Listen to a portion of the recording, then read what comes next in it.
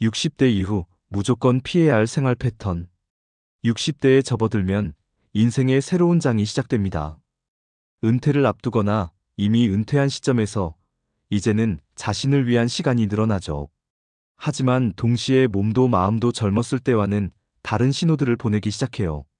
마치 오래된 자동차가 더 세심한 관리를 필요로 하는 것처럼 우리 몸도 더욱 정성스러운 돌봄이 필요한 시기가 온 거예요.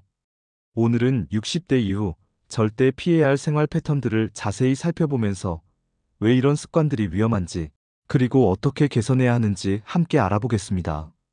작은 습관 하나하나가 쌓여서 우리의 건강한 노후를 좌우할 수 있거든요. 첫째로 늦잠과 불규칙한 수면 패턴을 살펴보겠습니다. 젊었을 때는 밤새우고 늦잠을 자도 금방 회복됐는데 60대가 되면 완전히 다른 이야기가 돼요. 우리 몸의 생체 리듬, 즉 서카디안 리듬은 나이가 들수록 더욱 민감해지거든요. 마치 정밀한 시계처럼 조금만 흔들려도 전체 시스템이 엉망이 되어버려요. 늦잠의 가장 큰 문제는 수면의 질을 떨어뜨린다는 거예요. 60대 이후에는 깊은 잠을 자는 시간이 자연스럽게 줄어드는데 늦잠까지 자면 밤에 잠들기 어려워져요. 그러면 밤에 잠이 안 와서 늦게 자고, 늦게 자니까 늦게 일어나고라는 악순환이 반복되는 거죠. 마치 시계의 톱니바퀴가 어긋난 것처럼 모든 게 엇박자가 나기 시작해요. 불규칙한 수면은 우리 몸의 호르몬 분비에도 큰 영향을 미쳐요. 성장 호르몬, 멜라토닌, 코르티솔 같은 중요한 호르몬들이 모두 수면 리듬에 맞춰 분비되거든요. 이 리듬이 깨지면 면역력이 떨어지고 혈압이 불안정해지고 혈당 조절도 어려워져요. 60대에는 이미 신체 기능이 예전만 못한데 수면까지 불규칙하면 건강이 더욱 빠르게 악화될 수 있어요. 특히 60대 이후에는 수면 무호흡증이나 하지불안 증후군 같은 수면 장애가 생기기 쉬워요. 이런 문제들이 있는데 늦잠까지 자면 증상이 더욱 심해질 수 있거든요. 그래서 규칙적인 기상 시간을 지키는 것이 무엇보다 중요해요. 매일 같은 시간에 일어나면 자연스럽게 밤에도 같은 시간에 잠들게 되고 수면의 질도 개선될 수 있어요. 둘째로 과식과 야식 문제를 살펴보겠습니다. 60대가 되면 기초대사율이 젊었을 때보다 현저히 낮아져요. 마치 자동차 엔진이 연식이 오래될수록 연비가 떨어지는 것처럼 우리 몸도 같은 양의 음식을 먹어도 더 많이 저장하게 되거든요. 그런데 식습관은 젊었을 때 그대로 유지하는 경우가 많아서 문제가 생기는 거예요. 과식의 가장 직접적인 문제는 소화 기능에 부담을 준다는 거예요. 60대 이후에는 위산 분비가 줄어들고 장 운동도 느려지는데 여기에 과식까지 하면 소화불량, 속쓰림, 복부 팽만감 같은 증상이 자주 나타나요. 더 심각한 건 과식으로 인한 급격한 혈당 상승이에요. 당뇨병이 없던 사람도 60대 이후 과식을 계속하면 당뇨병 위험이 크게 높아져요. 야식은 더욱 위험한 습관이에요. 밤에 먹은 음식은 활동량이 적어서 대부분 지방으로 저장되거든요. 특히 복부 비만의 주요 원인이 되는데 복부 지방은 단순히 외관상의 문제가 아니에요. 내장 지방이 늘어나면 심혈관 질환, 당뇨병, 고혈압, 고지혈증 등 각종 만성질환의 위험이 급격히 증가해요. 야식의 또 다른 문제는 수면의 질을 떨어뜨린다는 거예요. 잠들기 직전에 음식을 먹으면 소화를 위해 위장이 계속 활동하게 되어 깊은 잠을 자기 어려워져요. 그래서 밤에 야식을 먹고 잠을 제대로 못 자고 다음날 피곤해서 또 야식을 찾는 악순환이 반복되는 거죠. 60대 이후에는 하루 세 끼를 규칙적으로, 그리고 적당한 양만 먹는 것이 중요해요. 특히 저녁 식사는 잠들기 3시간 전에는 마쳐야 해요. 그리고 단백질 비율을 늘리고 정제된 탄수화물은 줄이는 것이 좋아요. 근육량을 유지하면서 혈당 관리도 할 수 있거든요. 셋째로 운동 부족 문제를 다뤄보겠습니다. 나이 들면 쉬어야지라고 생각하는 분들이 많은데 이건 정말 위험한 생각이에요. 60대 이후야말로 운동이 더욱 중요한 시기거든요. 마치 기계를 오래 사용하지 않으면 녹이 슬고 고장나는 것처럼 우리 몸도 사용하지 않으면 빠르게 퇴화해요. 운동 부족이 가장 먼저 타격을 주는 곳은 근육이에요. 30대부터 시작된 근육량 감소가 60대 이후에는 더욱 가속화되는데 운동을 하지 않으면 이 속도가 2배 이상 빨라져요. 근육이 줄어들면 기초대사율이 떨어져서 살이 더 쉽게 찌고 힘이 없어져서 일상생활이 어려워져요. 계단 오르기, 무거운 물건 들기, 심지어 의자에서 일어나는 것조차 힘들어질 수 있어요. 근육 감소는 뼈 건강에도 직접적인 영향을 미쳐요. 근육이 줄어들면 뼈에 가해지는 자극도 줄어들어서 골밀도가 빠르게 감소해요. 특히 여성의 경우, 폐경후, 에스트로겐 분비가 줄어들면서 골다공증 위험이 높아지는데 여기에 운동 부족까지 더해지면 골절 위험이 크게 증가해요. 골절은 60대 이후에는 생명과 직결되는 문제가 될 수 있어요. 운동 부족은 심혈관 건강에도 치명적이에요. 심장도 근육이거든요. 운동을 하지 않으면 심장 근육이 약해지고 혈액순환이 나빠져요. 또한 혈관의 탄력성도 떨어져서 고혈압, 동맥경화 등의 위험이 증가해요. 정기적인 운동은 이런 문제들을 예방하고 개선하는 가장 효과적인 방법이에요. 60대 이후에는 무리한 운동보다는 꾸준한 운동이 중요해요.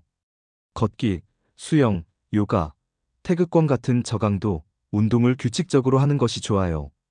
특히 근력 운동을 포함시키는 것이 중요한데 무거운 기구를 들 필요는 없어요. 밴드 운동이나 자신의 체중을 이용한 운동만으로도 충분한 효과를 볼 수 있거든요. 넷째로 외로움 방치 문제를 살펴보겠습니다. 이건 신체적 건강만큼이나 중요한 정신적 건강과 직결되는 문제예요. 60대 이후에는 자연스럽게 사회적 관계가 줄어들기 시작해요. 은퇴로 인해 직장 동료들과의 만남이 줄어들고 자녀들은 독립해서 각자의 삶을 살아가고 친구들 중에는 건강 문제로 만나기 어려워지는 사람들이 생기죠. 외로움이 무서운 이유는 단순히 기분의 문제가 아니라 실제로 신체 건강에 직접적인 영향을 미치기 때문이에요. 연구에 따르면 만성적인 외로움은 면역 시스템을 약화시키고 염증 반응을 증가시켜요. 마치 몸이 계속 스트레스 상태에 있는 것과 같아서 각종 질병에 대한 저항력이 떨어지는 거예요. 외로움은 또한 인지 기능 저하와 치매 위험을 높여요. 사람과의 상호작용은 뇌를 자극하고 활성화시키는 중요한 요소인데 이것이 부족하면 뇌 기능이 빠르게 퇴화할 수 있어요. 특히 언어 능력, 기억력, 판단력 등이 영향을 받기 쉬워요. 대화할 사람이 없어서 하루 종일 말을 안 했다는 상황이 반복되면 정말 위험해요. 우울증도 외로움과 밀접한 관련이 있어요. 60대 이후 우울증은 젊었을 때와는 다른 양상을 보이는 경우가 많아요. 슬프다기보다는 무기력하고 의욕이 없어지는 경우가 많죠. 뭘 해도 재미없고 아무도 나를 필요로 하지 않는다는 생각이 들기 시작하면 정말 위험한 신호예요. 외로움을 해결하는 방법은 다양해요. 가장 좋은 것은 정기적인 사회활동에 참여하는 거예요. 동네 복지관의 프로그램에 참여하거나 종교 활동을 하거나 봉사활동을 하는 것도 좋아요. 요즘은 온라인 모임도 많으니까 컴퓨터나 스마트폰을 활용하는 것도 방법이에요. 가족과의 관계도 중요해요. 자녀들이 바빠서 자주 만나기 어렵더라도 정기적으로 연락하고 손자 손녀들과 시간을 보내는 것도 큰 도움이 돼요. 하지만 가족에게만 의존하기보다는 다양한 관계를 유지하는 것이 더 건강해요. 다섯째로 약물 복용의 임해 중단 문제를 다뤄보겠습니다. 60대 이후에는 고혈압, 당뇨병, 고지혈증 등 만성질환을 앓는 분들이 많아져요. 이런 질환들은 당장 증상이 심하지 않아서 약을 안 먹어도 괜찮을 것 같다는 생각이 들기 쉬워요. 하지만 이건 정말 위험한 생각이에요. 고혈압 약을 임의로 중단하는 것은 특히 위험해요. 혈압이 갑자기 올라가면 뇌출혈, 심근경색 같은 응급 상황이 발생할 수 있거든요. 몸이 좋아진 것 같아서라는 이유로 약을 끊었다가 응급실에 실려가는 경우가 정말 많아요. 고혈압은 조용한 살인자라고 불릴 정도로 증상 없이 진행되는 경우가 많아서 더욱 조심해야 해요. 당뇨병 약도 마찬가지예요. 혈당이 조금 좋아졌다고 해서 약을 임의로 중단하면 혈당이 다시 올라가면서 합병증 위험이 크게 증가해요. 당뇨병 합병증은 한 번 생기면 되돌리기 어려운 경우가 많아서 평생 관리가 필요해요. 특히 실명, 신부전, 족부 괴사 같은 심각한 합병증이 생길 수 있어요. 약물 부작용을 걱정해서 복용을 중단하는 경우도 있는데 이럴 때는 반드시 의사와 상담해야 해요. 부작용이 있다면 약물을 바꾸거나 용량을 조절하는 방법이 있거든요. 임의로 중단하는 것보다는 전문가와 상의해서 안전한 방법을 찾는 것이 훨씬 현명해요. 또한 여러 가지 약을 동시에 복용하는 경우에는 약물 상호작용도 주의해야 해요. 새로운 약을 추가로 복용할 때는 반드시 의사나 약사에게 현재 복용 중인 모든 약을 알려주어야 해요.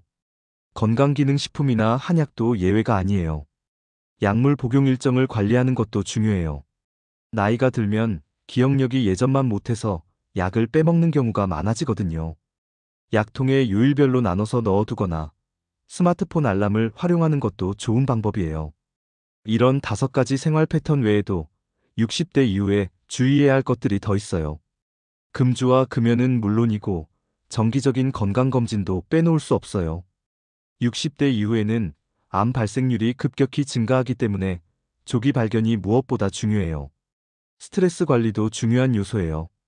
은퇴, 건강 문제, 경제적 부담 등으로 인한 스트레스가 많아지는 시기인데 이를 건강하게 해소하는 방법을 찾아야 해요. 취미 활동, 여행, 독서, 원예 등 자신이 즐길 수 있는 활동을 찾는 것이 도움이 돼요. 수분 섭취도 중요해요. 나이가 들면 갈증을 느끼는 능력이 떨어져서 탈수가 되기 쉬워요.